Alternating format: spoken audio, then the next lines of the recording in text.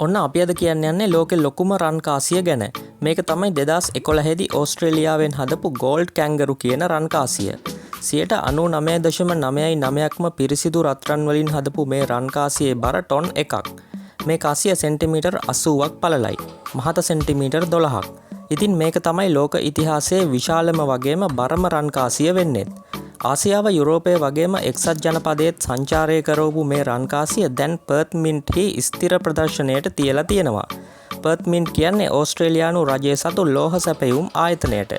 1899 දී පිහිටවපු Perth mint ආයතනයේ ලොකුම ජයග්‍රහණය කියලා හඳුන්වන්නේත් මේ කාසිය නිර්මාණය කරපු එක. මේ කාසිය ලෝකයේ විශාලම කාසිය විදිහට ගිනස් පොතට ඇතුළත් වෙන්නේ 2012 දී. මේ කාසිය නිර්මාණය කළේ ස්ටුවර්ට් ඩෙව්ලින්.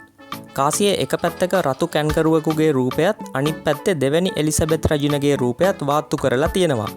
මේ කාසියේ වටිනාකම ඕස්ට්‍රේලියානු ඩොලර් මිලියන 50ක් විතර වෙනවා. ඉතින් මේ කාසිය හදන්න කලින් ලෝකෙ ලොකුම රන් කාසිය උනේ 2007 දී කැනඩාවේ හදපු බිග් මේපල් ලීෆ් කියන කාසිය.